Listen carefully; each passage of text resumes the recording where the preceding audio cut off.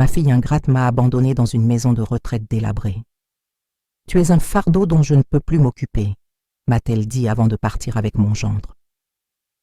Mais une semaine plus tard, après avoir découvert le testament de mon mari, ils sont revenus en larmes, implorant à genoux mon pardon. J'ai toujours pensé que la famille était un havre de paix dans la tempête de la vie. Pendant 72 ans, j'y ai cru de toutes mes forces. Je m'appelle Romane Moreira et pendant des décennies, j'ai construit mon existence autour de cette certitude inébranlable. J'ai pris soin de mon mari Zacharie pendant 47 ans de mariage. J'ai élevé ma fille Véronique avec tout l'amour qu'une mère peut donner et j'ai toujours gardé les portes de notre maison ouvertes à ceux qui avaient besoin d'un refuge. Notre maison était un véritable foyer, situé dans un quartier paisible du sud de la ville, avec son jardin fleuri que je cultivais moi-même et ses murs couverts de photos de moments heureux. Elle a été témoin de décennies de joie, de réussite et aussi de quelques tristesses inévitables de la vie. Zacharie avait travaillé comme ingénieur civil toute sa carrière, construisant des ponts et des bâtiments qui embellissent encore la ville aujourd'hui. Je m'étais consacrée à l'enseignement, formant des générations d'enfants qui sont aujourd'hui des adultes respectés dans leur profession. Véronique a toujours été notre fille unique, notre trésor. Elle était née quand j'avais 27 ans, après plusieurs années d'essai. C'était une enfant désirée, aimée dès le premier instant où nous avons appris son existence. Elle a grandi entourée d'amour et d'attention, ne manquant jamais de rien. Elle a étudié dans les meilleures écoles, fait des études de gestion, s'est mariée avec Vivien Urbain, un homme qui semblait décent et travailleur. Ils ont construit leur propre famille, ont eu 2 beaux enfants qui remplissaient mon cœur de joie à chaque visite. Pendant de nombreuses années, notre famille a vécu en harmonie. Les dimanches étaient sacrés chez nous. Véronique venait avec Vivien et les enfants, je préparais ces copieux déjeuners que j'aimais tant faire, et nous passions des heures à discuter dans la salle à manger. Zacharie racontait ses histoires de travail. Vivien parlait de ses projets au cabinet comptable, je montrais les nouveautés du jardin, et Véronique avait toujours des nouvelles des enfants ou de ses projets futurs. Les choses ont commencé à changer quand Zacharie a eu 70 ans. Des problèmes de santé qui n'étaient auparavant que des désagréments mineurs sont devenus plus sérieux. Son diabète, qu'il contrôlait depuis des années, s'est aggravé, sa tension artérielle est devenue instable et des épisodes de confusion mentale sont apparus, nous inquiétant beaucoup. Je suis devenue sa principale soignante, adaptant notre routine à ses besoins croissants. Pendant 5 ans, je me suis entièrement consacrée aux soins de mon mari. Ce furent des années difficiles, mais aussi remplies de moments de tendresse et de complicité. Zacharie, même dans les jours les plus difficiles, gardait ce sourire gentil qui m'avait conquise des décennies plus tôt. Il me remerciait constamment pour mes soins, tenait ma main pendant les nuits d'insomnie et murmurait des mots d'amour même quand la confusion mentale envahissait ses pensées. Véronique nous rendait visite régulièrement au début. Elle amenait les petits-enfants, aidait aux tâches ménagères et montrait une réelle inquiétude pour l'état de son père. Mais j'ai remarqué que, progressivement, ces visites sont devenues plus espacées. Vivienne semblait également mal à l'aise lors des réunions familiales, particulièrement quand Zacharie avait des épisodes de désorientation. J'essayais de comprendre. Je savais que voir un être cher se détériorer est douloureux pour quiconque. Je ne leur en voulais pas pour leurs absences de plus en plus fréquentes. Je me concentrais sur le fait d'offrir à Zacharie tout l'amour et les soins qu'il méritait, croyant que je remplissais mon rôle d'épouse dévouée. Les derniers mois de la vie de mon mari ont été particulièrement éprouvants. Il avait besoin d'aide pour presque toutes les activités de base. Je l'aidais à s'habiller, préparer des repas spéciaux selon les restrictions médicales, administrer les médicaments à des horaires stricts et rester éveillé pendant les nuits quand il se sentait agité ou confus. Pendant cette période, Véronique apparaissait sporadiquement. Quand elle venait, elle était visiblement tendue, parlait peu et trouvait toujours des excuses pour écourter sa visite. Vivien avait pratiquement disparu de nos vies. Les petits-enfants, qui autrefois remplissaient la maison de rires et d'énergie, étaient aussi devenus des présences rares. Un après-midi de mars, Zacharie a eu une crise plus grave. J'ai appelé Véronique désespérément, la suppliant de venir nous aider. Elle est arrivée accompagnée de Vivien, mais ils ne sont restés que le temps nécessaire pour emmener Zacharie à l'hôpital. Pendant le trajet, je les ai entendus chuchoter entre eux sur la difficulté de la situation et sur la façon dont cela affectait leur propre vie. Zacharie est décédé 3 jours plus tard, entouré par l'attention de l'équipe médicale et par mon amour inconditionnel. J'ai tenu sa main jusqu'au dernier moment, murmurant des mots de gratitude pour toutes ces merveilleuses années passées ensemble, et j'ai promis de ne jamais oublier l'homme extraordinaire qu'il avait été. Les obsèques étaient bondées. Zacharie était respecté et aimé par beaucoup. Des collègues de travail, des voisins, mes anciens élèves, tous sont venus lui rendre hommage.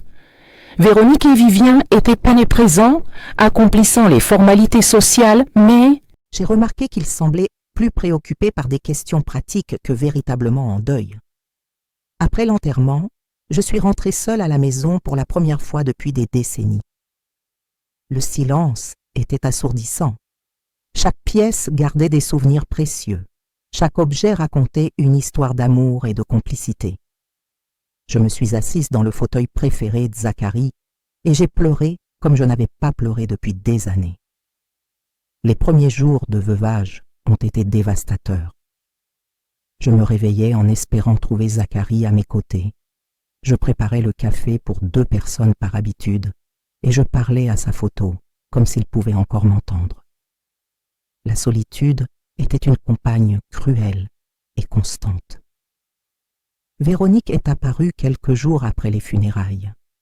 Elle était accompagnée de Vivien et tous deux arboraient une expression sérieuse qui m'a rendue anxieuse. Ils se sont assis dans le salon, ce même salon où nous avions tant de fois partagé des moments heureux et ont entamé une conversation qui allait changer ma vie à jamais. Vivien est allé droit au but, parlant de mon âge avancé, des risques de vivre seule, de la maison trop grande pour une personne. Véronique acquiesçait à chaque mot de son mari, ajoutant des arguments sur ma sécurité et sur la nécessité d'avoir des soins spécialisés. Je les écoutais en silence, essayant de comprendre ce qu'ils suggéraient réellement.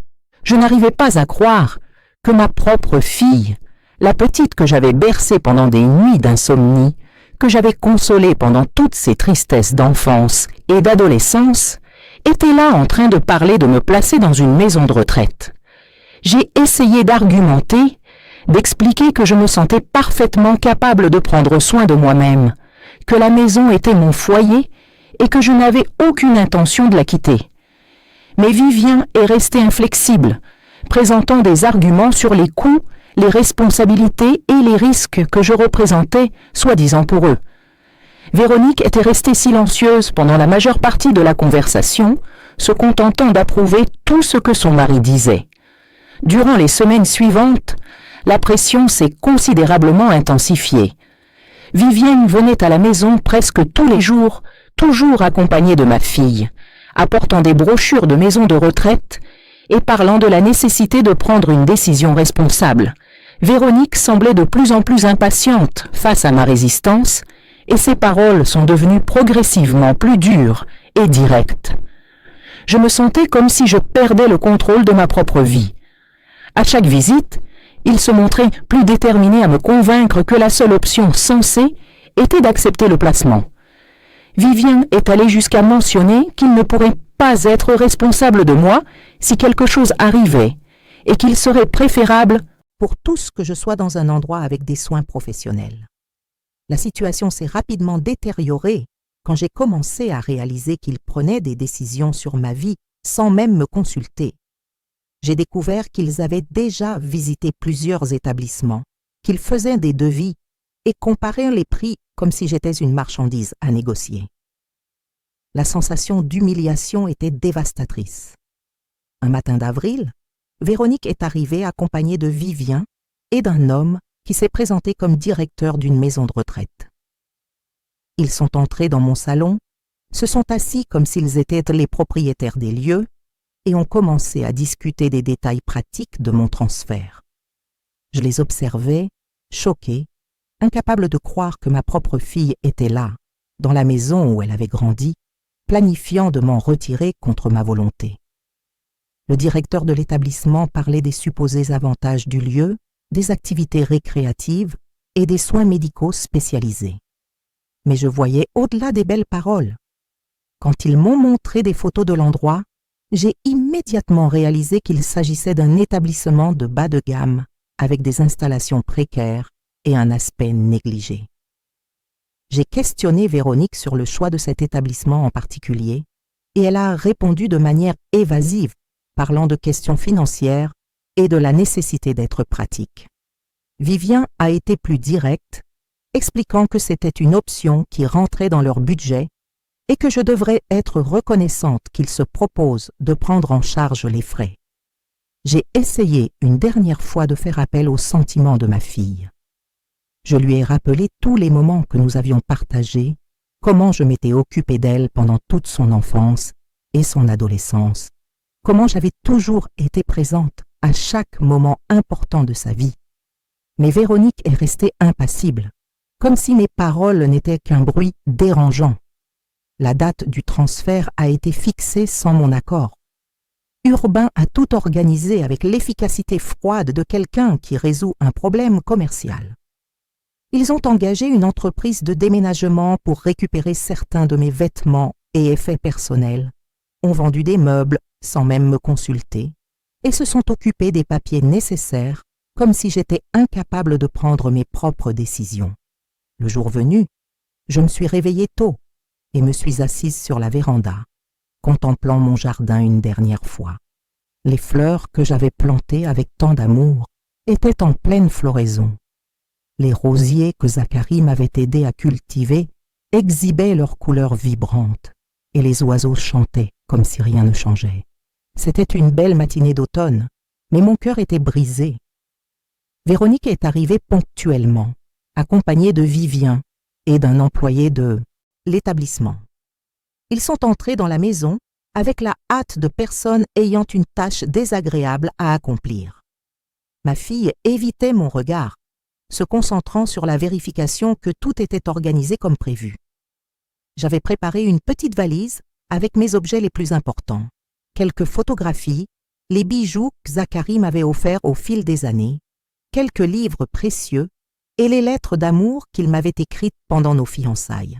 C'était tout ce qu'il me restait d'une vie entière de souvenirs et de réussites. Le trajet jusqu'à l'établissement s'est fait dans un silence gênant. J'étais assise sur la banquette arrière de la voiture de Vivien, observant par la fenêtre les rues familières que je ne reverrai peut-être jamais. Véronique restait silencieuse, regardant fixement devant elle, tandis que Urbain conduisait avec la même expression impassible qu'il gardait depuis le début de toute cette situation.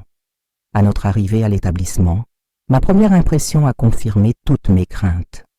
Le bâtiment était ancien et mal entretenu, avec des murs écaillés et un jardin à l'abandon.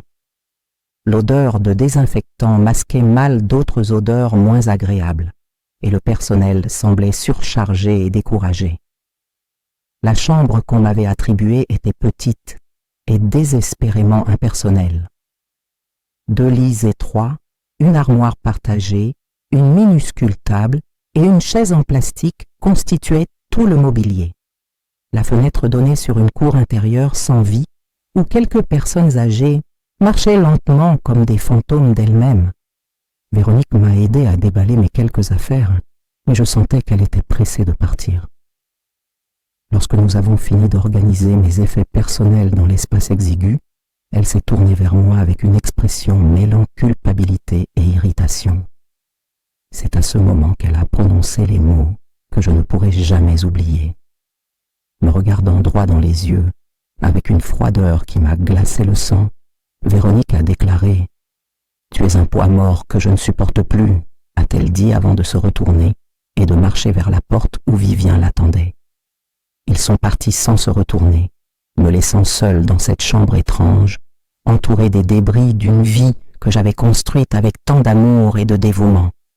Je me suis assise sur le lit étroit et j'ai pleuré jusqu'à ne plus avoir de larmes, me sentant abandonnée par le monde entier. Les premiers jours dans l'établissement ont été un cauchemar. La nourriture était fade et mal préparée. Les autres résidents semblaient résignés à leur situation désespérante et le personnel nous traitait tous comme des fardeaux gênants. Je me sentais comme une prisonnière dans ma propre vie. Pendant une semaine entière, je n'ai reçu aucune visite, aucun appel téléphonique, aucun signe que Véronique ou Vivien se souvenaient de mon existence. Je passais mes journées assise sur la chaise en plastique, regardant par la fenêtre et essayant de comprendre comment ma vie en était arrivée là. C'est un jeudi après-midi que tout a changé radicalement.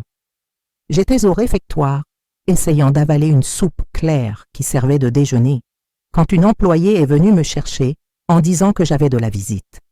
J'ai pensé que c'était une erreur, car je n'attendais personne. À ma plus grande surprise, j'ai trouvé Véronique et Vivien dans la salle des visites, mais ils étaient complètement différents. Ma fille avait les yeux rouges et gonflés d'avoir tant pleuré, et Urbain semblait visiblement bouleversé. Quand ils m'ont vu, tous deux se sont levés rapidement, et c'est alors que j'ai assisté à quelque chose que je n'aurais jamais imaginé voir. Véronique s'est jetée à genoux devant moi, tenant mes mains avec désespoir et implorant mon pardon entre des sanglots incontrôlables. Vivien s'est également agenouillé à côté d'elle, des larmes coulant sur son visage, répétant des paroles de regret et des supplications pour une seconde chance. Je n'arrivais pas à croire ce que je voyais. Ma fille, qui m'avait abandonnée dans cet endroit terrible avec des mots si cruels, était maintenant là, à genoux sur le sol froid de la salle des visites, tenant mes mains, comme si sa vie en dépendait. Des larmes coulaient sur son visage, tandis qu'elle répétait ses excuses entre des sanglots désespérés. « Maman, s'il te plaît, pardonne-moi » implorait Véronique, sa voix brisée par l'émotion. « J'ai commis une terrible erreur, une erreur qui n'aurait jamais dû se produire. » Viviane restait agenouillée à côté d'elle, avec une expression de panique que je n'avais jamais vue sur son visage auparavant. L'homme, qui avait toujours paru si confiant et calculateur, tremblait maintenant visiblement, ses mains nerveuses, bougeant sans coordination. « Madame Romane, » dit Urbain d'une voix étranglée, « nous devons vous parler d'une situation très importante que nous avons découverte. » Je les observais en silence, essayant de comprendre ce changement radical de comportement. Une semaine à peine s'était écoulée depuis qu'ils m'avaient laissé dans cet endroit horrible, et les voilà maintenant complètement transformés, comme si quelque chose de monumental s'était produit dans leur vie. « De quoi parlez-vous » ai-je finalement demandé, retirant mes mains de celles de Véronique et m'éloignant légèrement sur ma chaise. Ma fille leva les yeux vers moi, et je pus voir une peur authentique dans son regard. C'était une expression que je n'avais pas vue depuis qu'elle était enfant, quand elle cassait quelque chose de précieux et craignait ma réaction. « Maman, nous avons trouvé des documents de papa », expliqua Véronique avec hésitation. « Des documents dont nous ignorions l'existence. » Urbain se leva lentement du sol, aidant ma fille à faire de même. Tous deux s'assirent sur les chaises en face de moi, mais gardaient une posture tendue, comme s'ils étaient prêts à fuir à tout moment. « Madame Romane, » poursuivit Vivien, « nous avons découvert que votre mari avait fait des investissements dont nous ignorions totalement l'existence. » Je fronçai les sourcils, essayant de comprendre où cette conversation menait. Zacharie avait toujours été très discret concernant les questions financières, préférant tout gérer seul pour ne pas m'inquiéter avec des détails qu'il jugeait superflus. « Quel genre d'investissement ?» ai-je demandé, gardant ma voix ferme malgré ma curiosité grandissante. Véronique échangea un regard nerveux avec son mari avant de répondre. « Papa avait acheté plusieurs propriétés au fil des années, maman. Des biens immobiliers qui sont enregistrés au nom de la famille, mais dont nous ignorions l'existence.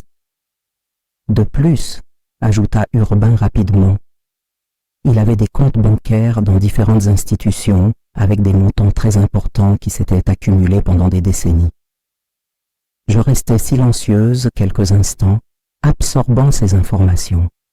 Zacharie m'avait toujours dit que nous avions une situation financière confortable, mais n'avait jamais mentionné de détails spécifiques sur des propriétés ou des investissements de grande valeur. « Et quel rapport avec votre venue aujourd'hui ?» ai-je demandé, bien que je commence déjà à soupçonner la réponse. Le visage de Véronique se contracta dans une expression de pure angoisse.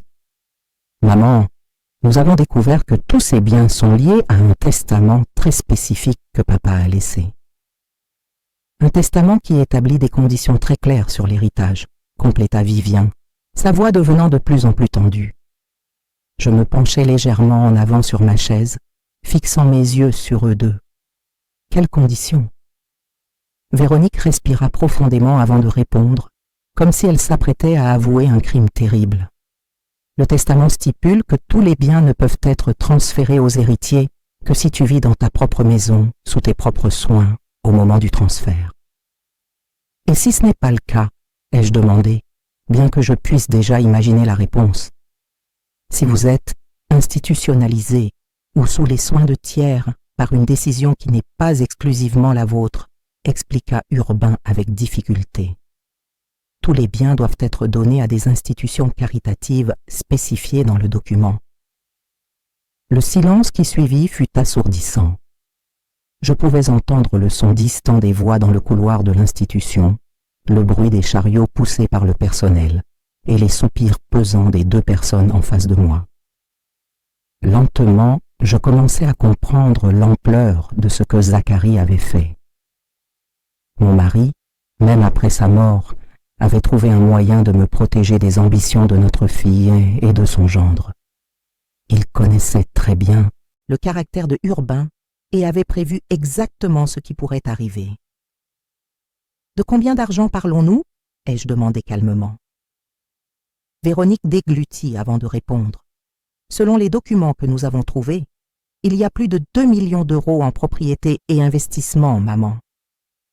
Cette révélation me coupa momentanément le souffle. Je n'avais jamais imaginé que Zacharie avait réussi à accumuler une somme aussi importante au fil des années. Il avait toujours été très prudent avec l'argent, mais ne m'avait jamais donné l'impression que nous étions vraiment riches. « Et vous avez découvert cela quand » ai-je demandé, observant comment tous deux se tortillaient inconfortablement sur leur chaise. « Avant-hier, » admit Vivien.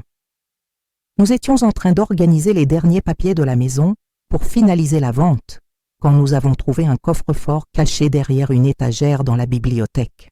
« La vente de la maison » ai-je répété, sentant une nouvelle vague d'indignation. « Vous vendiez ma maison » Véronique baissa la tête, incapable de me regarder.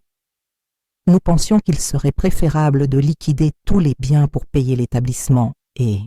« Pour payer l'établissement » l'interrompis-je, haussant le ton. « Vous m'avez placé dans l'endroit le moins cher que vous ayez trouvé. »« Maman, s'il te plaît, laisse-moi t'expliquer, » supplia ma fille. « Nous ne savions rien de l'argent, nous ne savions rien des propriétés, nous ne savions rien de tout ça. » Je me levai de ma chaise, marchant vers la petite fenêtre du salon des visites.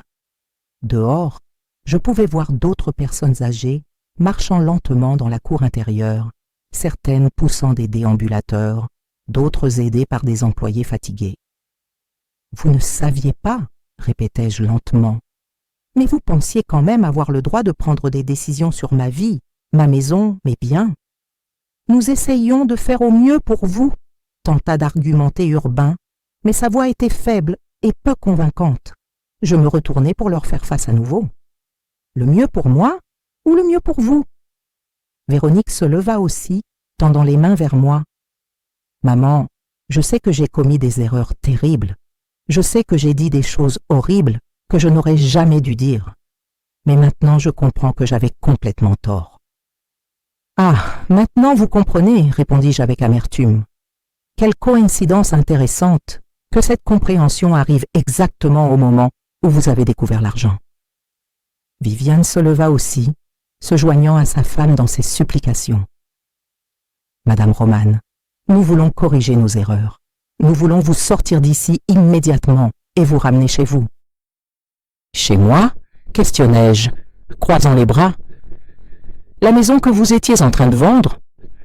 Nous avons annulé la vente dès que nous avons découvert le testament, expliqua rapidement Véronique. Tout est encore exactement comme vous l'avez laissé. Je retournai vers ma chaise, m'asseyant lentement tout en les observant. Je pouvais voir le désespoir dans leurs yeux, l'anxiété qui transparaissait dans chacun de leurs mouvements, leur préoccupation sincère quant aux conséquences de leurs actions. « Et si je refuse de partir d'ici ?» demandai-je calmement. Leurs visages pâlirent visiblement. Véronique s'approcha de moi à nouveau, ses mains tremblant pendant qu'elle parlait. « Maman, s'il te plaît, ne fais pas ça. Je sais que je mérite ta colère, je sais que je mérite ta déception, mais s'il te plaît, ne te punis pas à cause de mes erreurs. » « Me punir ?» répétai-je, haussant un sourcil. « Vous pensez que rester ici serait me punir ? Cet endroit est terrible, admit finalement Urbain. Nous avons vu les conditions, parlé avec d'autres familles, et nous avons réalisé à quel point cet endroit est inadapté pour quelqu'un comme vous. » « Inadapté pour quelqu'un comme moi, murmurai-je. Mais la semaine dernière, vous pensiez que c'était parfaitement approprié pour un poids mort. » Véronique recommença à pleurer en entendant ses propres mots répétés. « Je n'aurais jamais dû dire ça, maman. Jamais de toute ma vie, je n'aurais dû prononcer des mots aussi cruels. »« Mais tu l'as fait, » répondis-je simplement. « Et maintenant je dois décider si je crois que vous avez vraiment changé ou si vous êtes ici uniquement pour l'argent. » Je me levai à nouveau, marchant lentement dans la petite pièce, tout en pesant leurs mots. La révélation sur le testament de Zacharie avait complètement changé la dynamique de cette situation, mais n'effaçait pas la profonde douleur que leurs actions avaient causée. Je pouvais sentir les yeux de Véronique et Vivien me suivre pendant que je réfléchissais à tout ce qui s'était passé. « Vous voulez savoir si je vais vous pardonner ?» dis-je finalement, m'arrêtant devant la fenêtre une fois de plus. « Vous voulez savoir si je vais sortir d'ici et faire comme si rien ne s'était passé ?» « Nous ne voulons pas que vous fassiez semblant de quoi que ce soit, » répondit Véronique d'une voix étranglée. « Nous savons que nous vous avons profondément blessé, et cela prendra du temps pour cicatriser. » Je me retournai pour la regarder, étudiant soigneusement son expression. Il y avait quelque chose de différent dans son regard maintenant, une vulnérabilité que je n'avais pas vue depuis des années. Mais il y avait aussi la peur palpable des conséquences financières de leurs actions. Du temps pour cicatriser, répétai-je lentement. « Véronique, tu m'as dit que j'étais un poids mort. Ces mots ne sortent pas de ma tête, peu importe combien de larmes tu verses maintenant. » Urbain bougea inconfortablement sur sa chaise, souhaitant visiblement être n'importe où sauf ici. Je pouvais voir la sueur se former sur son front, malgré la température douce de la pièce. « Madame Romane, » dit-il avec hésitation, « je sais que j'ai influencé Véronique de manière négative dans cette situation. J'étais préoccupée par les dépenses, par l'avenir, et j'ai fini par la pousser à prendre des décisions précipitées. »« Ah, donc maintenant vous assumez la responsabilité ?» répondis-je d'un ton cinglant. « Comme c'est commode, ce changement d'attitude !» Véronique s'est levée brusquement, s'approchant de moi d'un pas hésitant. « Maman, s'il te plaît, ne blâme pas uniquement Vivien. La décision finale était la mienne. Les paroles cruelles étaient les miennes. C'est moi qui ai choisi de te blesser de cette façon. Je l'ai observé pendant quelques instants, essayant de détecter des signes de sincérité authentique dans ses paroles. J'avais passé tant d'années à connaître ma fille, à observer ses schémas de comportement, que je pouvais percevoir quand elle était sincère ou simplement stratégique. « Et pourquoi devrais-je vous croire maintenant ?» ai-je demandé directement. « Comment puis-je être sûr que vous n'êtes pas là uniquement pour l'argent ?» La question est restée suspendue dans l'air, comme une lourde accusation. Je pouvais les voir tous deux lutter pour trouver une réponse convaincante, leurs expressions révélant la difficulté de prouver des motivations pures quand les circonstances suggéraient le contraire. « Parce que, dit Véronique lentement, si c'était uniquement pour l'argent, nous ne serions pas ici à implorer ton pardon. Nous essaierions de te convaincre que nous avons fait ce qu'il fallait. » Vivien a acquiescé. Nous aurions pu essayer de justifier nos actions, dire que c'était pour ton bien, que c'était la seule option viable, mais ce n'est pas ce que nous faisons. Je me suis dirigée vers l'une des chaises et me suis rassise, leur faisant signe d'en faire autant. Il y avait beaucoup plus à discuter avant que je puisse prendre une décision. « Très bien, » ai-je dit calmement. « Supposons, juste supposons, que je crois en la sincérité de vos regrets. Que proposez-vous exactement ?»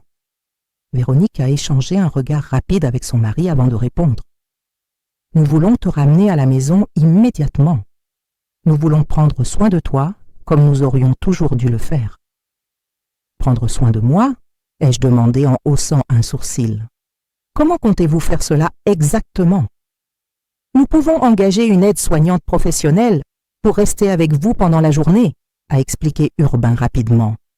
« Quelqu'un de qualifié qui pourra vous aider pour tout ce dont vous aurez besoin, tout en vous permettant de garder votre indépendance. »« Et la nuit ?» ai-je demandé, testant la profondeur de leur planification. « La nuit, nous serons disponibles, » a répondu Véronique. « Nous pouvons nous relayer ou engager des soins nocturnes aussi, si vous préférez. » Je suis restée silencieuse pendant quelques minutes, les observant. Il y avait une anxiété palpable dans leurs expressions, une urgence qui allait au-delà de la simple préoccupation pour mon bien-être. La question financière pesait clairement dans leurs esprits, mais il semblait y avoir aussi un élément de culpabilité authentique. « Et si je décide de rester ici ?» ai-je demandé, observant attentivement leur réaction. Leurs visages ont visiblement pâli. Urbain a dégluti avant de répondre. « Nous respecterions votre décision, bien sûr, mais nous espérerions que vous nous donniez l'opportunité de prouver que nous avons changé. »« Prouver comment ?» ai-je insisté. Véronique s'est penchée en avant sur sa chaise, ses mains nerveusement entrelacées. « En vous rendant visite tous les jours, en vous apportant tout ce dont vous aurez besoin, en démontrant que nous nous soucions vraiment de votre bien-être. »« Tous les jours ?» ai-je répété avec scepticisme. « La semaine dernière, vous m'avez abandonné ici en disant que j'étais un fardeau. Maintenant, vous voulez me rendre visite quotidiennement. »« Je sais comment cela sonne, » a admis ma fille, baissant la tête. « Je sais que cela semble trop opportun, que nous sommes arrivés exactement quand nous avons découvert l'héritage. »« Parce que c'est exactement ce qui s'est passé, » ai-je répondu sans détour. Vivien s'est agité inconfortablement sur sa chaise. « Madame Romane, je ne vais pas mentir en disant que l'argent n'a pas d'importance. Bien sûr que si. Mais ce n'est pas que ça. Alors expliquez-moi ce qu'il y a d'autre, ai-je exigé croisant les bras. Il a hésité un moment avant de continuer. Quand nous avons trouvé ces documents, quand nous avons lu le testament de votre mari, nous avons réalisé qu'il connaissait notre caractère mieux que nous-mêmes. Comment ça ? Il savait que nous pourrions prendre de mauvaises décisions motivées par l'ambition ou la commodité, a expliqué Urbain. Et il a créé une protection pour vous préserver de nos propres faiblesses. Véronique a acquiescé. Papa a toujours été plus sage que je ne lui en donnais crédit. Il a prévu exactement ce qui pourrait arriver et a trouvé un moyen de nous forcer à faire ce qui est juste. J'ai ressenti un pincement d'émotion en entendant ces mots. Zacharie avait vraiment pensé à tout, même en sachant qu'il ne serait pas là pour me protéger personnellement. Sa prévoyance et son amour continuaient à prendre soin de moi-même après sa mort. « Et vous pensez que cela vous absout ?» ai-je demandé. « Le fait que vous ayez été forcé par les circonstances à agir correctement. »« Non, » a répondu Véronique immédiatement. « Cela ne nous absout de rien, mais cela nous a donné l'opportunité de reconnaître nos erreurs et d'essayer de les corriger. Je me suis levée à nouveau, marchant vers la petite table dans le coin de la pièce où étaient éparpillés quelques vieux magazines. J'en ai pris un distraitement, feuilletant ces pages, tout en assimilant tout ce que j'avais entendu. Vous savez, ai-je finalement dit, pendant cette semaine ici, j'ai eu beaucoup de temps pour réfléchir à notre famille, aux choix que nous avons tous faits au fil des ans. Les deux sont restés silencieux, attendant que je continue. J'ai réalisé que j'ai peut-être aussi échoué à certains égards, ai-je admis en reposant le magazine sur la table. Peut-être ai-je été trop permissive avec certains comportements, peut-être n'ai-je pas établi des limites claires quand j'aurais dû. « Maman, vous n'êtes responsable de rien », a protesté Véronique. « C'est nous qui avons failli en tant que fille et gendre. » « Nous avons tous notre part de responsabilité, ai-je répondu en retournant à ma chaise.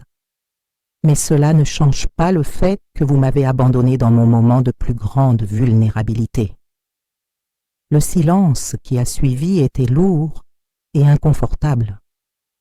Je pouvais voir les larmes se former à nouveau dans les yeux de Véronique, tandis que Vivien gardait son regard fixé au sol. « Que voulez-vous vraiment de moi ?» ai-je demandé directement. « Voulez-vous que je rentre à la maison et fasse comme si rien de tout cela ne s'était passé? Voulez-vous que je sois la mère compréhensive et indulgente que j'ai toujours été? Nous voulons l'opportunité de reconstruire notre relation, a dit Véronique d'une voix tremblante. Nous voulons prouver que nous pouvons être la famille que vous méritez. Et si je décide de vous donner cette opportunité, ai-je poursuivi, comment puis-je être sûr que vous ne m'abandonnerez pas à nouveau quand la prochaine difficulté surgira? C'était la question qui était au cœur de toute cette situation. Comment faire à nouveau confiance à des personnes qui m'avaient si profondément trahi? Comment croire aux promesses de ceux qui m'avaient qualifié de poids mort à peine une semaine auparavant?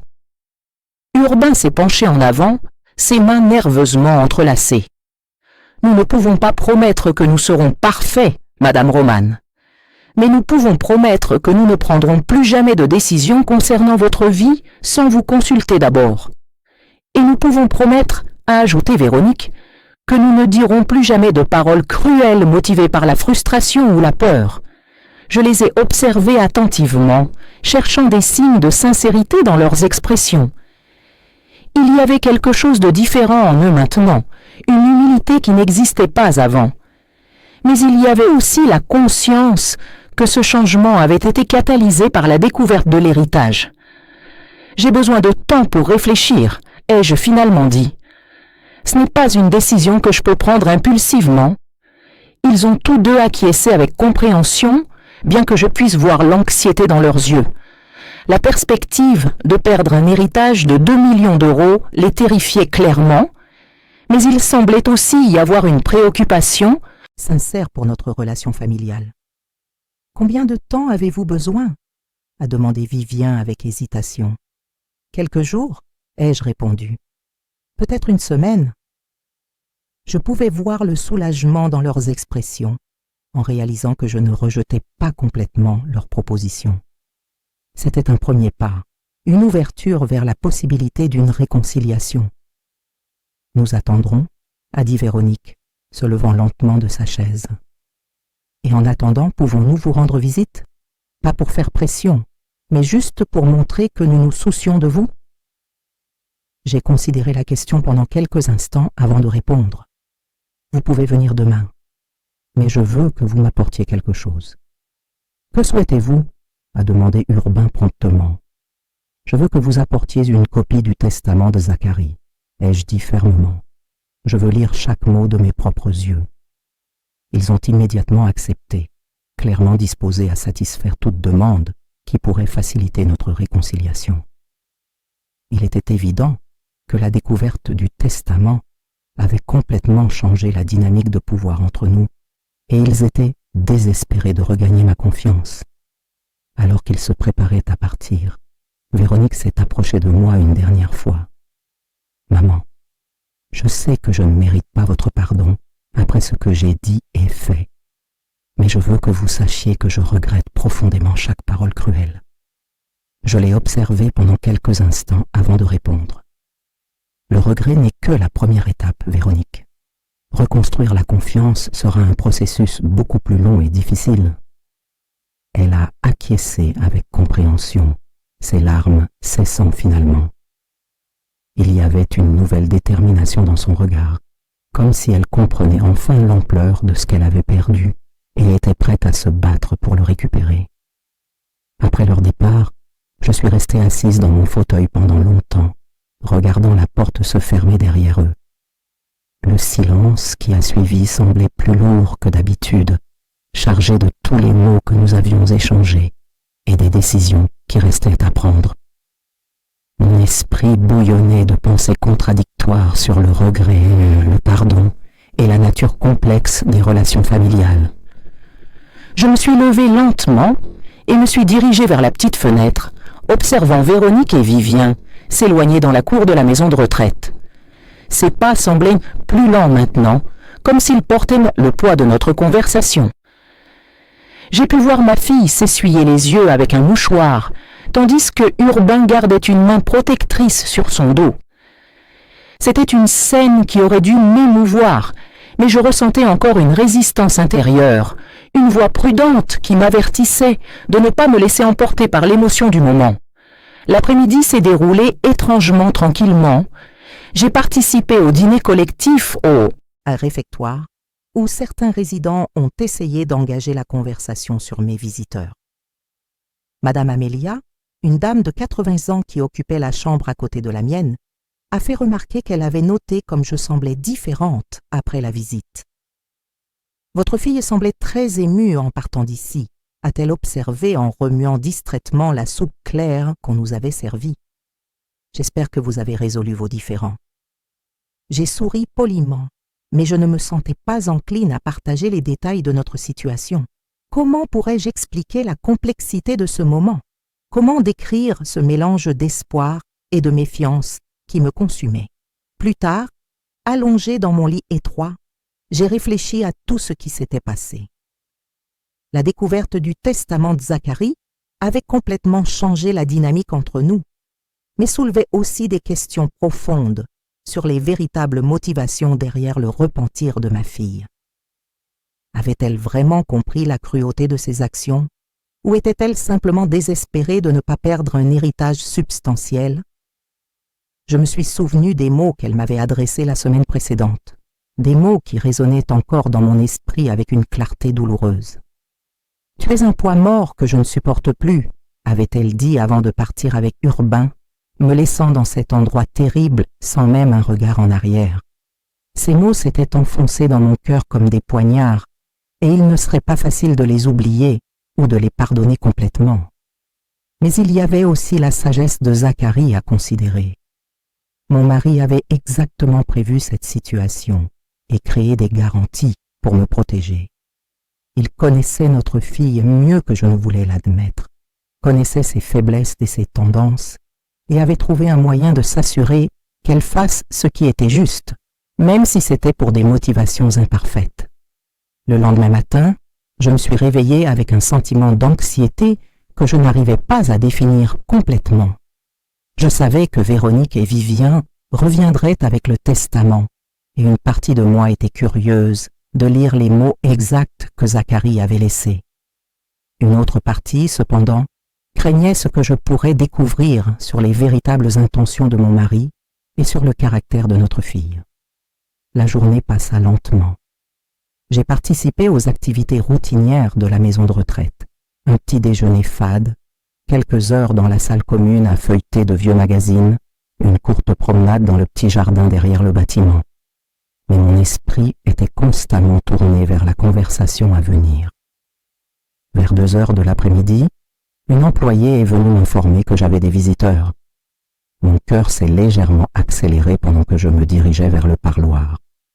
J'ai trouvé Véronique et Urbain qui m'attendaient déjà, tous, deux semblants plus composés que la veille, mais encore visiblement tendus. « Nous avons apporté ce que vous avez demandé », a dit Urbain immédiatement, en me tendant un dossier de documents. C'est une copie authentifiée du testament complet. J'ai pris le dossier avec des mains légèrement tremblantes et me suis assise avant de l'ouvrir. Les premières pages contenaient un langage juridique standard, mais je suis vite arrivée aux sections les plus pertinentes. Les mots de Zacharie étaient là, clairs et sans équivoque, démontrant une compréhension profonde de notre situation familiale et une préoccupation sincère pour mon bien-être futur. Je reconnais que notre fille Véronique peut faire face à des pressions financières ou prendre des décisions précipitées concernant les soins de mon épouse Romane, ai-je lu à haute voix. Par conséquent, j'établis que tout héritage destiné à Véronique Moreira Urbain sera conditionné au traitement respectueux et approprié accordé à Romane, y compris son maintien dans sa propre résidence tant qu'elle le souhaite, et que cela reste viable. Je me suis arrêtée un moment, absorbant l'impact de ces mots. Zacharie avait vraiment prévu notre situation actuelle avec une précision impressionnante. J'ai continué à lire, découvrant des clauses détaillées sur les soins médicaux, l'aide à domicile et même des dispositions au cas où j'aurais besoin de soins spécialisés. Votre père avait tout prévu, ai-je murmuré en regardant Véronique. Il savait exactement ce qui pourrait arriver. Ma fille a baissé la tête clairement honteuse. Il connaissait nos défauts mieux que nous-mêmes, a-t-elle admis d'une voix basse. Et il a créé un moyen de nous protéger de nos propres faiblesses. Urbain s'est agité inconfortablement sur sa chaise. Le testament spécifie également que tout traitement inadéquat ou abandon entraînera la perte immédiate des droits d'héritage, a-t-il ajouté avec hésitation. Abandon, répétai-je lentement le mot. Comment peut-on placer quelqu'un dans une maison de retraite contre sa volonté? Tous deux restèrent silencieux, comprenant clairement les implications de leurs actions à la lumière des dispositions du testament. Il était évident qu'ils avaient directement violé les conditions établies par Zacharie, mettant en péril non seulement notre relation familiale, mais aussi leur sécurité financière future. Je fermai le document et le posai sur la table entre nous. « Je comprends maintenant pourquoi vous êtes là, » dis-je calmement. « Ce n'est pas seulement du remords, c'est de la nécessité. »« Ce n'est pas que ça, » protesta rapidement Véronique. « Maman, je sais ce que ça peut paraître, mais pendant cette semaine loin de vous, j'ai vraiment réfléchi à ce que j'ai fait. Les mots que j'ai dit, la façon dont je vous ai traité, ça m'a rongé de culpabilité. J'étudiais son expression attentivement, cherchant des signes de sincérité authentique. Il y avait des larmes dans ses yeux à nouveau, mais aussi une urgence qui suggérait des motivations mixtes. « Véronique, dis-je finalement, tu m'as dit que j'étais un poids mort. Ce n'étaient pas des mots dits sous le coup de la colère. C'étaient des mots réfléchis, délibérés, destinés à me blesser profondément. » Elle tressaillit visiblement à ce souvenir. J'étais frustrée, effrayée pour l'avenir, inquiète des dépenses. Mais cela ne justifie pas la cruauté de mes paroles. Non, en effet, acquiesçai-je. Et maintenant, je dois décider si je peux vous faire confiance à nouveau, sachant que ce changement d'attitude coïncide parfaitement avec la découverte de l'héritage. Vivienne se pencha en avant, ses mains nerveusement entrelacées. « Madame Romane, je comprends votre méfiance. Si j'étais à votre place, je questionnerais aussi nos motivations. Mais ce que je peux dire, c'est que la lecture de ce testament nous a fait réaliser non seulement ce que nous pouvions perdre financièrement, mais aussi tout ce que nous avions déjà perdu en termes de relations familiales. »« Et qu'avez-vous exactement perdu ?» demandai-je directement. Véronique soupira profondément avant de répondre.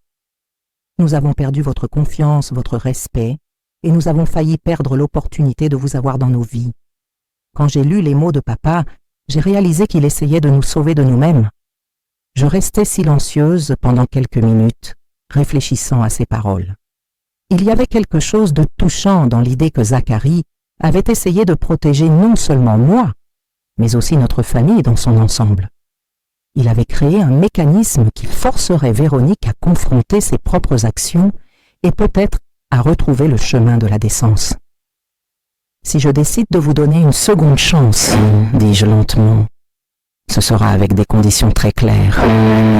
Tous deux acquiescèrent anxieusement, visiblement prêts à accepter toute condition que j'établirais. Premièrement, je veux que vous compreniez que la confiance se construit lentement et se détruit rapidement. Vous avez détruit ma confiance et il faudra beaucoup de temps pour la reconstruire.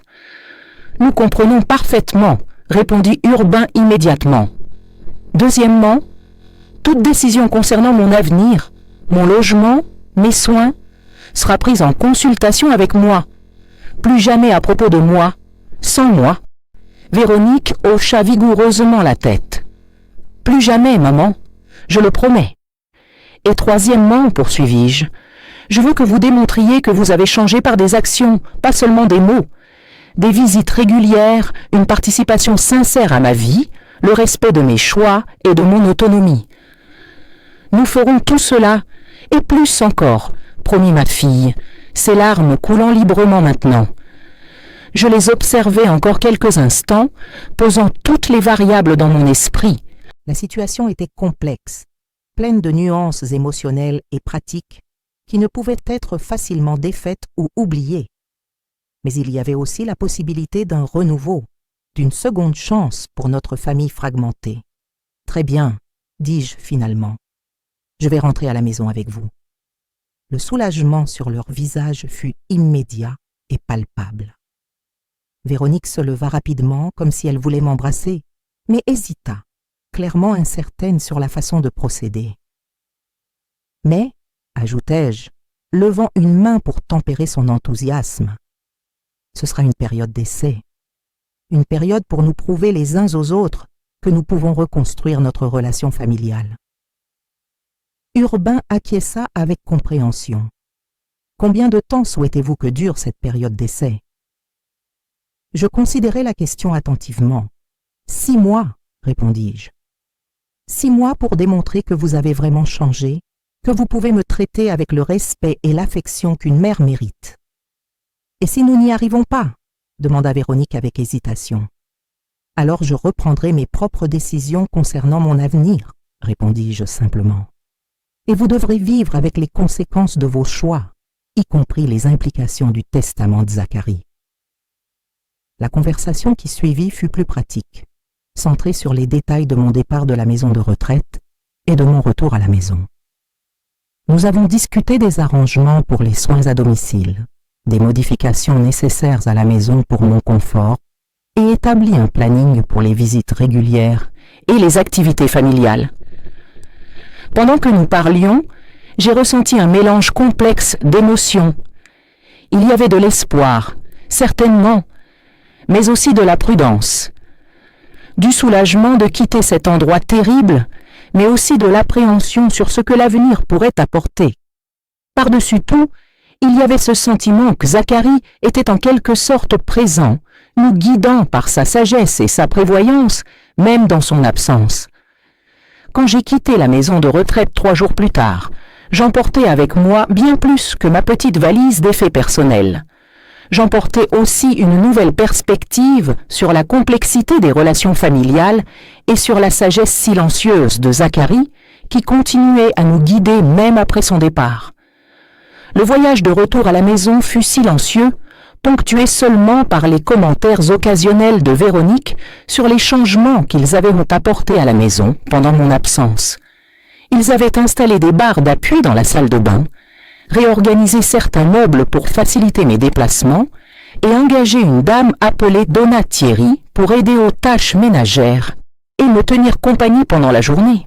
« Nous espérons que vous approuverez les changements », dit Urbain nerveusement en conduisant. « Nous voulions que vous vous sentiez en sécurité et confortable. » J'observais le paysage familier défilant par la fenêtre, ressentant un mélange de soulagement et d'appréhension. « Nous verrons, » répondis-je simplement, gardant mes attentes mesurées. En arrivant à la maison, je fus immédiatement submergé par une vague d'émotions. Le jardin que Zacharie et moi avions cultivé pendant des décennies était toujours là, bien que légèrement négligé. Les rosiers qu'il avait plantés pour notre 50e anniversaire de mariage semblaient avoir besoin de soins, mais portaient encore quelques fleurs timides. La maison était très vide sans vous, commenta ma fille en ouvrant la porte d'entrée. J'ai réalisé à quel point vous me manquiez. Je suis entré lentement, absorbant chaque détail familier. L'horloge murale que Zacharie avait réparée des dizaines de fois marquait toujours les heures avec son tic-tac réconfortant. Les photographies de notre famille ornaient toujours les étagères, bien que certaines aient été réorganisées.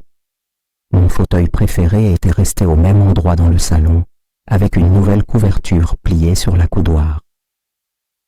Donatieri viendra demain matin, expliqua Urbain, visiblement anxieux de montrer qu'ils avaient pensé à tous les détails. Elle a de l'expérience avec les personnes de votre âge et est hautement recommandée.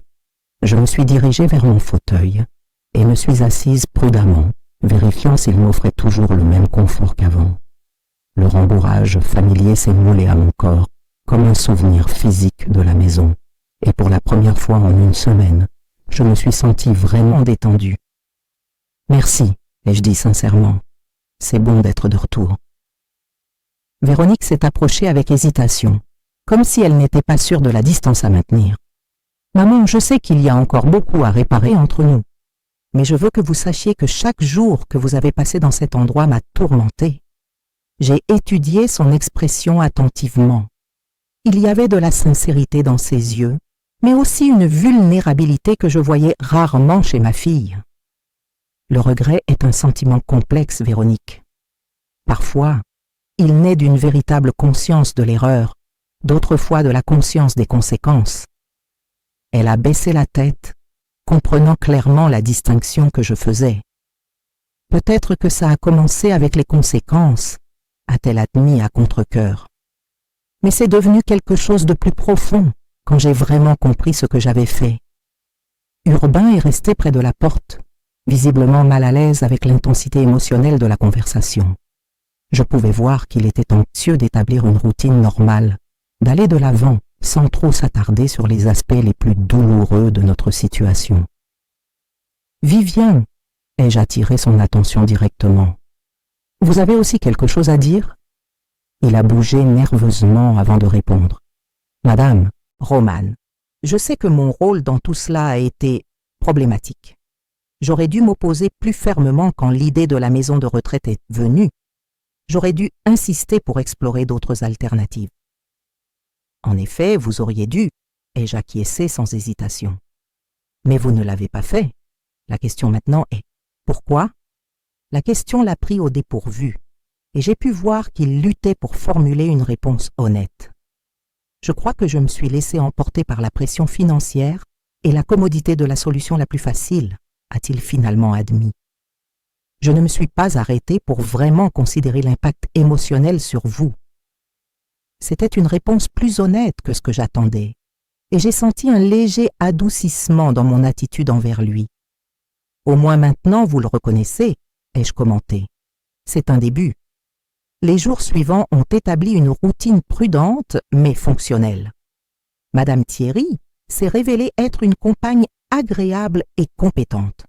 Une femme de 60 ans avec une personnalité chaleureuse et un sens pratique qui m'a immédiatement rassurée. Elle préparait des repas nutritifs, aidait aux tâches ménagères légères et surtout offrait des conversations intelligentes sur une variété de sujets. Véronique a commencé à me rendre visite quotidiennement, d'abord pour de brèves périodes formelles, mais progressivement en restant plus longtemps. Nos conversations étaient eaux prudentes au début, comme deux animaux blessés se tournant autour, testant les limites et les intentions. Lors d'une de ces visites, environ une semaine après mon retour, elle a apporté une boîte que je n'ai pas immédiatement reconnue. « J'ai trouvé ça dans le grenier en rangeant quelques affaires de papa », a-t-elle expliqué, posant la boîte sur la table basse. « J'ai pensé que vous aimeriez voir ça. » J'ai ouvert la boîte avec curiosité et j'ai trouvé une collection de lettres que Zacharie avait écrites, mais apparemment jamais envoyées. C'étaient des lettres adressées à Véronique, datées de différentes périodes au cours des dernières années de sa vie. Ma fille s'est assise à côté de moi pendant que je lisais certaines d'entre elles à voix haute. « Ma chère Véronique, ai-je lu d'une lettre datée de 2 ans avant la mort de Zacharie, j'observe avec une inquiétude croissante comment les pressions de la vie moderne semblent affecter votre relation avec votre mère. Romane est une femme forte, mais aussi vulnérable dans son âge avancé. J'espère que vous trouverez des moyens d'équilibrer vos responsabilités personnelles avec l'amour et le respect que votre mère mérite. Véronique écoutait en silence, ses larmes coulant librement tandis que je continuais à lire. Une autre lettre, plus récente, était encore plus directe. Je crains que vous ne preniez des décisions hâtives concernant les soins de Romane après mon départ. Rappelez-vous qu'elle n'est pas seulement votre mère, mais une personne avec sa dignité, son histoire et ses propres désirs. Toute décision concernant son avenir doit être prise avec elle, pas pour elle. Il savait, a murmuré ma fille quand j'ai fini de lire. Papa savait vraiment ce dont j'étais capable. Il connaissait tes faiblesses, ai-je répondu doucement, mais aussi tes vertus. C'est pourquoi il a créé un chemin de retour pour toi. Urbain, qui était arrivé pendant notre lecture, est resté debout près de la porte, visiblement ému par le contenu des lettres. Votre père était un homme très sage, a-t-il commenté respectueusement. Il nous a donné l'opportunité d'être meilleurs que nous ne sommes. Dans les semaines qui ont suivi, notre dynamique familiale a commencé à évoluer lentement. Les visites sont devenues plus naturelles, les conversations moins tendues. Véronique a commencé à m'inclure dans les décisions concernant la maison et ma routine, me demandant mon avis sur les petits changements et respectant mes préférences. Un après-midi, alors que nous étions dans le jardin à observer les rosiers qui avaient enfin reçu les soins appropriés, ma fille m'a posé une question qui m'a surprise. « Maman, pourrez-vous un jour me pardonner complètement ?» J'ai soigneusement réfléchi à la question avant de répondre. Le pardon n'est pas un événement unique, Véronique. C'est un processus. Chaque jour où tu démontres un respect et une affection sincère est un pas dans cette direction. Elle a hoché la tête avec compréhension, ses mains occupées à enlever les mauvaises herbes autour des rosiers. Parfois je me réveille la nuit en me souvenant des mots que je vous ai dits ce jour-là. Vous êtes un poids mort que je ne supporte plus. Je n'arrive pas à croire que ces mots sont sortis de ma bouche. Mais ils en sont sortis, ai-je répondu calmement. Et nous ne pouvons pas défaire cela, mais nous pouvons choisir comment avancer. Comment pouvez-vous être si équilibré à propos de tout cela ? A-t-elle demandé avec une admiration sincère. J'ai légèrement souri, pensant à la complexité de mes propres sentiments. Je ne suis pas équilibré, ma chérie. Je ressens encore de la colère parfois. Je questionne encore tes motivations. J'ai encore peur d'être blessé à nouveau. Mais je reconnais aussi que nous sommes tous imparfaits et que les gens peuvent changer quand ils ont des raisons suffisantes de le faire. Notre conversation a été interrompue par l'arrivée de Urbain, qui apportait des nouvelles concernant certains investissements qui nécessitaient notre attention.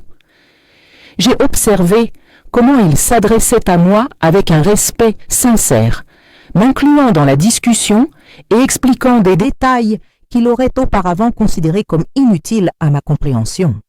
« Avez-vous une préférence sur la façon de procéder avec ces investissements ?» a-t-il demandé, me montrant les documents. C'était une question simple, mais elle représentait un changement fondamental dans la façon dont j'étais traitée. Non plus comme un fardeau ou un problème à gérer, mais comme une personne capable de prendre des décisions éclairées sur sa propre vie. Pendant que nous discutions des options, j'ai réfléchi à l'évolution de notre situation. Le testament de Zacharie avait fonctionné exactement comme il l'avait prévu, pas seulement comme un outil de contrôle financier, mais comme un catalyseur pour un changement authentique dans nos relations familiales. 2 mois s'étaient écoulés depuis mon retour de la maison de retraite, et notre vie familiale avait trouvé un rythme plus équilibré. Madame Thierry était devenue une présence constante et réconfortante, ses conversations intelligentes remplissant les heures de réflexion sur les livres, les nouvelles et les souvenirs partagés. Véronique continuait ses visites quotidiennes, mais arrivait maintenant avec des fleurs du jardin ou de petits cadeaux faits main, des gestes simples qui témoignaient d'un véritable changement dans son attitude. Par un mardi particulièrement ensoleillé, j'étais en train d'organiser d'anciennes photographies lorsque Urbain est arrivé avec une expression inquiète. Il avait reçu un appel de l'avocat de Zacharie, demandant une réunion urgente concernant des questions liées au testament. « Voulez-vous que je vous accompagne ?» demanda Véronique en apprenant la réunion prévue pour l'après-midi. « Je peux annuler mes engagements. »« Ce serait bien d'avoir de la compagnie, » ai-je répondu, appréciant son offre spontanée. « Mais n'annule rien d'important pour moi. »« Rien n'est plus important que cela, » dit-elle sincèrement. « Après tout ce que vous avez traversé, je veux être présente pour vous soutenir dans n'importe quelle situation. » Dans le bureau de l'avocat, nous avons découvert qu'il y avait des documents supplémentaires que Zacharie avait laissés avec des instructions spécifiques pour n'être ouverts que 3 mois après sa mort. L'avocat, un homme âgé aux cheveux gris nommé Dr Mendes, nous a reçus avec un sérieux respectueux. « Madame Moreira, commença-t-il en ouvrant un dossier scellé, votre mari a été extrêmement méticuleux dans sa planification. Ces documents contiennent des instructions supplémentaires sur la distribution des biens, mais incluent également des lettres personnelles adressées à chaque membre de la famille. » Mon cœur s'est accéléré pendant qu'il me remettait une enveloppe avec mon nom écrit dans l'écriture familière de Zacharie. Véronique et Urbain ont reçu leurs enveloppes respectives. Nous sommes tous restés silencieux pendant quelques instants, absorbant l'importance du moment. « Puis-je lire maintenant ?» ai-je demandé à l'avocat qui a acquiescé. J'ai ouvert l'enveloppe avec des doigts tremblants et j'ai immédiatement reconnu l'écriture soignée de mon mari. La lettre était datée de seulement 2 semaines avant sa mort, quand il était déjà très faible, mais encore lucide. Ma chère Romane, j'ai d'abord lu mentalement, puis j'ai décidé de partager à voix haute. Si tu lis cette lettre, cela signifie que tu as réussi à surmonter les défis que je savais venir après mon départ. Connaissant notre fille comme je la connais, je soupçonnais qu'elle pourrait prendre des décisions précipitées concernant tes soins, motivée plus par la peur et la commodité que par l'amour véritable. J'ai fait une pause, regardant Véronique, qui avait visiblement pâli. J'ai continué à lire. J'ai créé les conditions du testament non pour punir, mais pour enseigner. Je voulais que Véronique comprenne véritablement la valeur de sa présence dans nos vies et combien tu mérites respect et dignité. J'espère qu'en lisant cette lettre, vous avez retrouvé le chemin l'une vers l'autre. Les larmes ont commencé à couler de mes yeux alors que je continuais. Romane, tu as toujours été la force silencieuse de notre famille. Ta capacité à pardonner et à aimer, même quand tu es blessé, est l'une des qualités que j'admire le plus chez toi. Mais je sais aussi que parfois cette générosité peut être exploitée. C'est pourquoi j'ai pris la liberté de te protéger même après mon départ. Dr Mendes nous observait silencieusement pendant que je finissais de lire la lettre. La partie finale était particulièrement touchante. Utilise les ressources que j'ai laissées pour créer une vie qui t'apporte joie et but. Ne te sens pas obligé de pardonner rapidement ou d'oublier facilement. Le vrai pardon vient avec le temps et les changements sincères. Fais confiance à ta sagesse, mon amour. Tu as toujours su distinguer entre le remords sincère et la commodité. Véronique avait fini de lire sa propre lettre et pleurait silencieusement. Urbain maintenait une expression sombre tout en pliant soigneusement sa correspondance. « Qu'est-ce que papa t'a écrit ?» ai-je demandé doucement à ma fille. Elle a hésité avant de répondre, sa voix étranglée par l'émotion. Il a décrit exactement ce que je ferais, comme s'il avait prévu chaque parole cruelle que je dirais, chaque décision égoïste que je prendrais. Mais il a aussi écrit sur la femme qu'il croyait que je pourrais devenir si je trouvais le courage de changer. « Et toi ?» ai-je demandé à Urbain, qui semblait particulièrement affecté par le contenu de sa lettre. « Votre mari a été très direct avec moi, a-t-il admis, s'éclaircissant nerveusement la gorge. Il connaissait mes faiblesses financières et ma tendance à choisir la voie la plus facile. Mais il a aussi offert des conseils sur la façon d'être un meilleur gendre et un homme plus intègre. Dr Mendes est intervenu doucement. Il y a aussi des instructions spécifiques sur la façon de procéder avec les investissements et les propriétés. Monsieur Moreira a établi un fonds spécial pour vos soins médicaux et votre bien-être, Madame Roman, complètement séparé des conditions du testament principal. Cette révélation m'a totalement surprise. Comment ça? Indépendamment du comportement de votre fille ou des circonstances familiales, vous disposez de ressources garanties pour vivre confortablement pour le reste de votre vie. La maison, un revenu mensuel substantiel et un fonds pour les urgences médicales sont tous assurés exclusivement en votre nom. J'ai regardé Véronique, qui semblait tout aussi surprise par cette information. « Tu étais au courant ?»« Non », a-t-elle répondu immédiatement. « Papa n'a jamais mentionné cette disposition séparée. Je pensais que tout était conditionné à mon comportement. » Dr Mendes a consulté ces documents avant de poursuivre. En réalité, les conditions concernant le traitement respectueux étaient plus un test moral qu'une nécessité financière. Votre mari voulait s'assurer que toute réconciliation serait authentique, pas simplement motivée par l'intérêt financier. La complexité de la planification de Zacharie m'a profondément impressionné. Il avait créé des couches de protection et de tests, assurant ma sécurité, tout en offrant des opportunités de rédemption à notre fille. « Il y a encore une chose, » a dit l'avocat, sortant un dernier document de son dossier. Monsieur Moreira a établi une fondation au nom de la famille pour aider les familles dans des situations similaires à la vôtre. Il a alloué une somme importante pour soutenir des programmes de soins à domicile pour les personnes âgées et la médiation familiale. Cette dernière révélation m'a ému plus que toutes les autres. Même dans son absence, Zacharie continuait de trouver des moyens de transformer notre douleur en quelque chose de constructif pour d'autres familles. Pendant le voyage de retour, nous sommes restés dans un silence contemplatif. Véronique conduisait prudemment, me jetant occasionnellement des regards dans le rétroviseur.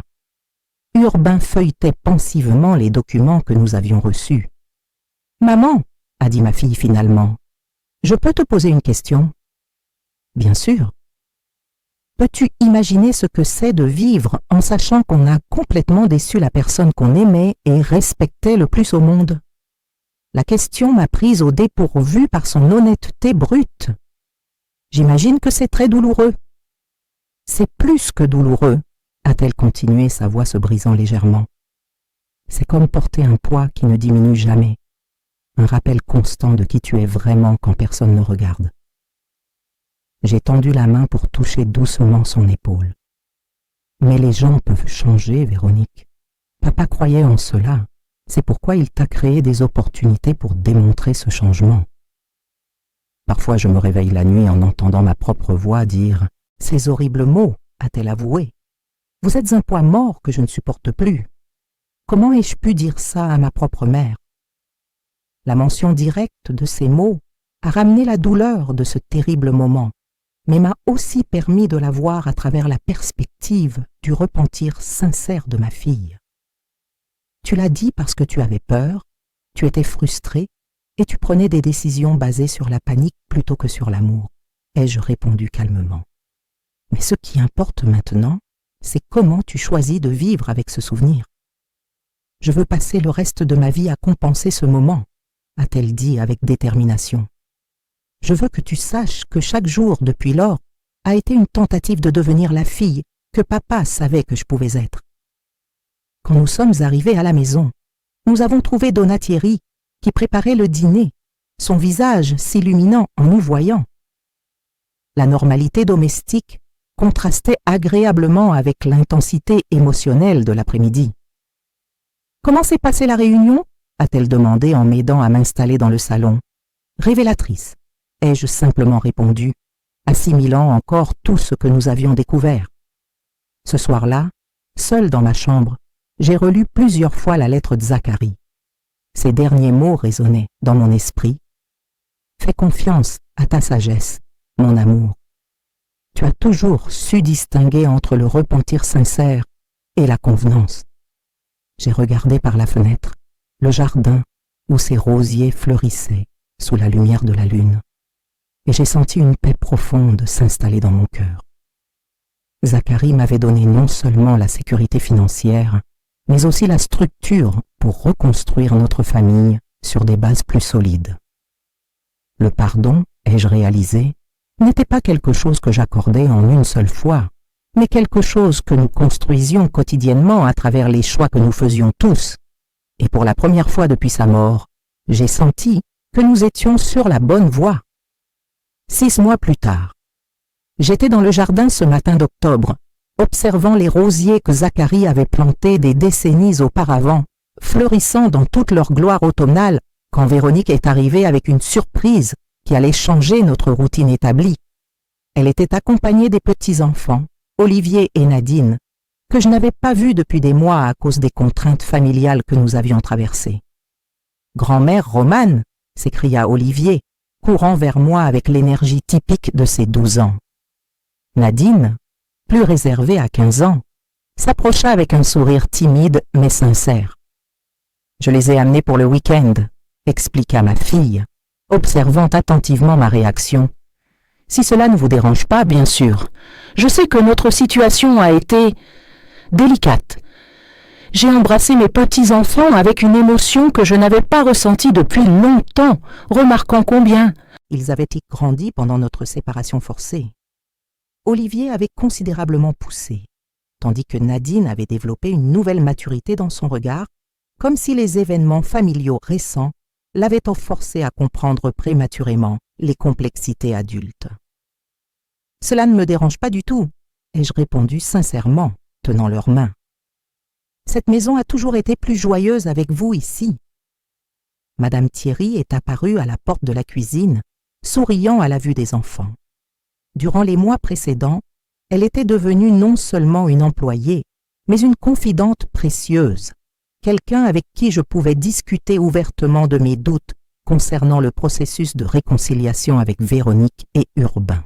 « Je vais préparer ce gâteau au chocolat que vous adorez, » annonça-t-elle aux petits-enfants qui répondirent avec un enthousiasme évident. Pendant le déjeuner, j'ai observé comment notre dynamique familiale avait évolué de façon presque imperceptible. Véronique s'adressait à moi avec un respect authentique, me consultant sur des décisions mineures et m'incluant naturellement dans les conversations. Urbain, arrivé plus tard avec quelques documents à signer, manifestait une déférence qui semblait sincère plutôt que forcée. « Madame Romane, dit-il en organisant les papiers sur la table, voici les rapports trimestriels des investissements. J'aimerais que vous les examiniez avant que nous prenions toute décision concernant les réallocations. » C'était un contraste frappant avec l'homme qui, des mois auparavant, avait pris des décisions sur ma vie sans même me consulter.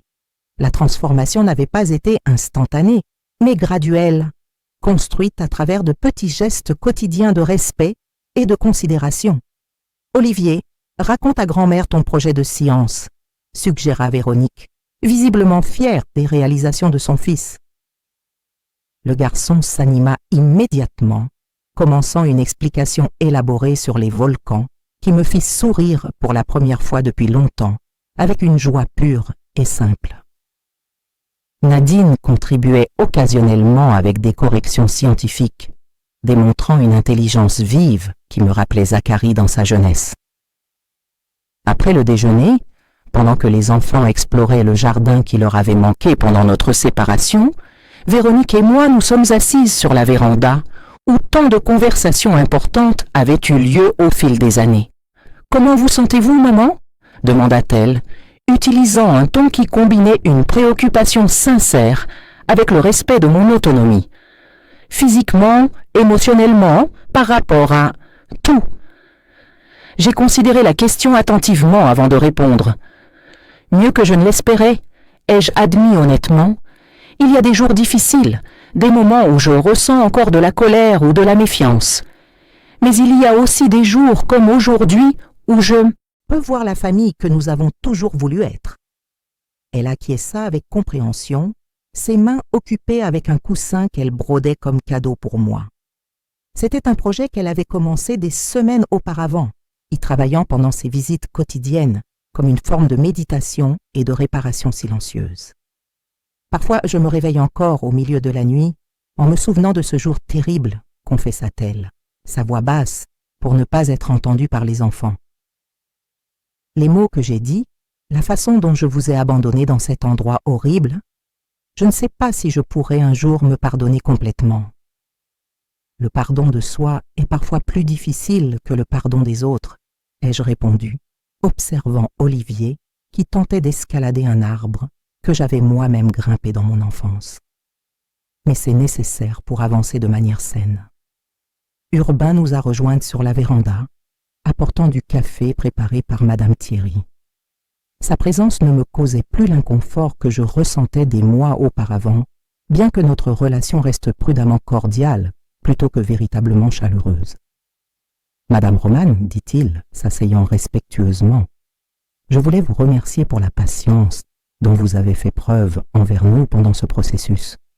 Je sais que nous ne méritons pas votre générosité, considérant que vous m'avez traité de poids mort et abandonné dans une maison de retraite déplorable, ai-je complété calmement, sans malice, mais avec une honnêteté directe.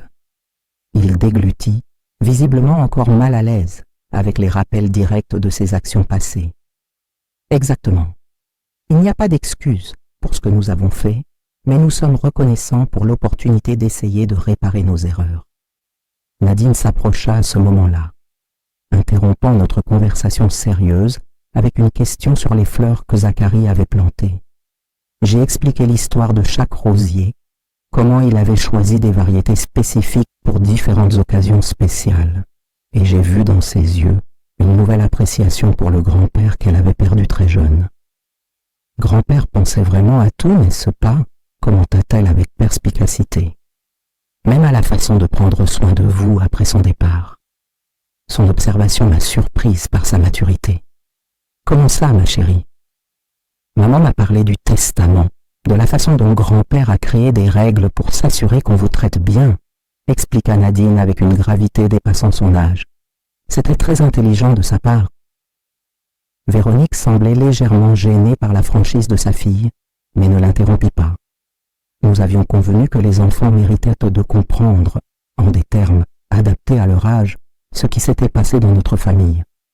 Ton grand-père était vraiment un homme sage, acquiesçai-je, ressentant un pincement familier de nostalgie mêlé de gratitude. Il nous connaissait mieux que nous ne nous connaissions nous-mêmes.